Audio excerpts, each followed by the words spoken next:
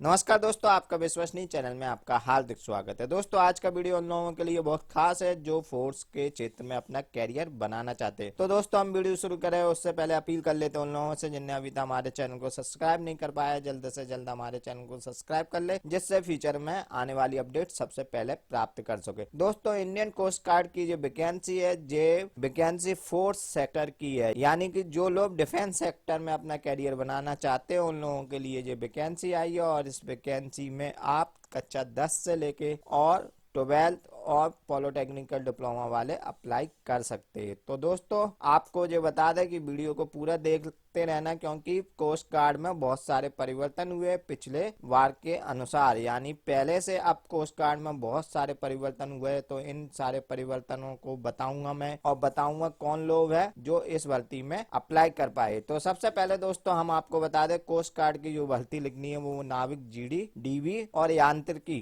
के पदों की है। नाविक जीडी का मतलब होता है जनरल ड्यूटी, डीबी का मतलब होता है डोमेस्टिक ब्रांच, और यांत्रिकी का मतलब होता है डिप्लोमा होल्डर के लिए। तो दोस्तों, सबसे पहला क्वेश्चन अधिकतर लड़कियों की तरफ से होता है, क्या इस पोस्ट के लिए लड़कियां आवेदन कर सकती है? तो दोस्तों, इस पोस्ट के लिए लड़कियां बिल्कुल आवेदन नहीं कर सकती, सिर्फ मेल कैंडिडेट ही आवेदन कर सकते हैं। आप अगला क्वेश्चन होता है दोस्तों आपका कि नाविक जीडी के लिए क्वालिफिकेशन क्या है। नाविक जीडी के लिए जो क्वालिफिकेशन है, आप 12th फिजिक्स और मैथ एज ए सब्जेक्ट होना चाहिए, यानी कि आप साइंस स्ट्रीम से पास आउट होना चाहिए। पहले यहाँ पे दोस्तों कंडीशन होती थी वह 12 50% के साथ आप उत्तीर्ण होना चाहिए थी, मगर इस बार इनने इस कंडीशन को हटा लिया है, यानी कि यदि आप 12 पास है और फिजिक्स केमिस्ट्री से पास है तो नाविक जीडी के लिए अप्लाई कर सकते हैं। नाविक डोमेस्टिक ब्रांच के लिए दोस्तों पहले जो कंडीशन हुआ करती थी वो होती थी 10th विद 50% अंकों के साथ, मगर अब 10th पास मांगा गया है। अब बात कर लेते दोस्तों यांत्रिकी की।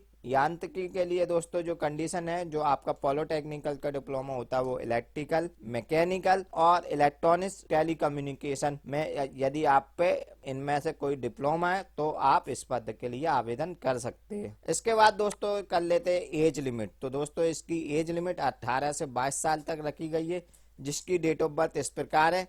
नाविक जीडी और यांत्रिकी के लिए अप्लाई करें तो आपका जन्म 1 अगस्त 1999 से 31 जुलाई 2003 के बीच में होना चाहिए, यानी कि आपकी डेट ऑफ बर्थ, यानी कि आपके 10th की मार्कशीट में जो डेट ऑफ बर्थ प्रिंट है वो इसके बीच की होना चाहिए।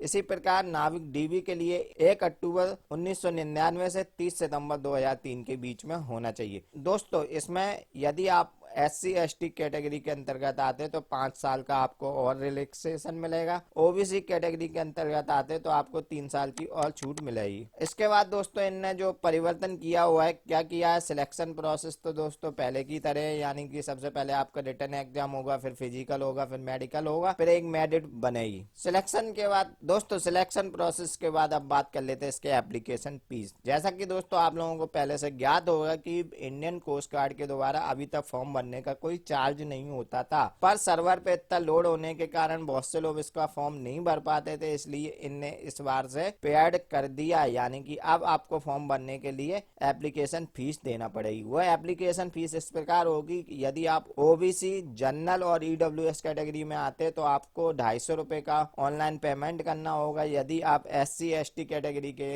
अंतर्गत आते तो आपको कोई भी फीस नहीं देना होगी। दोस्तों, फॉर्म में अप्लाई करने से पहले अपनी हाइट जरूर देख लें, यानी कि आपकी हाइट 157 सेंटीमीटर होना चाहिए।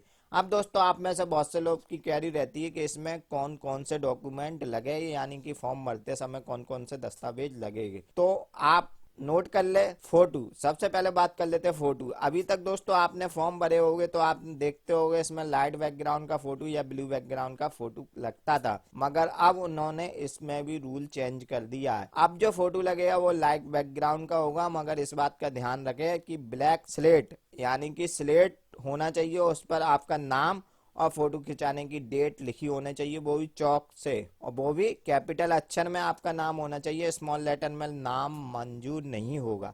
इसके बाद दोस्तों आपको अपनी 10th की मार्कशीट अपलोड करना होगी, अपना आधार कार्ड, और उसके बाद आपको कास्ट सर्टिफिकेट अपलोड करना होगा, वो भी सेंट्रल का, SC ST OBC EWS, इन सभी को आप को आपका सेंट्रल का कास्ट सर्टिफिकेट अपलोड करना होगा। सेंट्रल का कास्ट सर्टिफिकेट कैसे बनता है, इसके लिए हमारे चैनल पे पहले से वीडियो है, यदि आपका नहीं बना उसकी लिंक आपको आई बटन पे मिल जाएगी, वहां से आप प्राप्त कर सकते। 12th की दोस्तों मार्कशीट लगेगी। यदि आप जीडी के लिए अप्लाई करेंगे, डीवी के लिए करेंगे तो आपको सिर्फ 10th की मार्कशीट लगेगी, और यदि आप यांत्रिकी पदों के लिए अप्लाई करें तो आपकी 10th की और डिप्लोमा की मार्कशीट लगेगी। आप जानना चाहे इसका सिलेबस, तो सिलेबस के लिए दोस्तों मैं अलग से एक वीडियो बनाऊंगा। दोस्तों अब आप डाउनलोड करना चाहिए इसका नोटिफिकेशन, तो नोटिफिकेशन डाउनलोड करने की लिंक मैंने डिस्क्रिप्शन बॉक्स में दे दी, और ऑनलाइन आवेदन करने की भी लिंक मैंने डिस्क्रिप्शन बॉक्स में दे दी, वहां से आपको प्राप्त हो जाएगी। धन्यवाद दोस्तों। यदि आपको ये वीडियो पसंद आई हो तो इसे लाइक करें और हर जरूरतमंद लोगों को शेयर करें।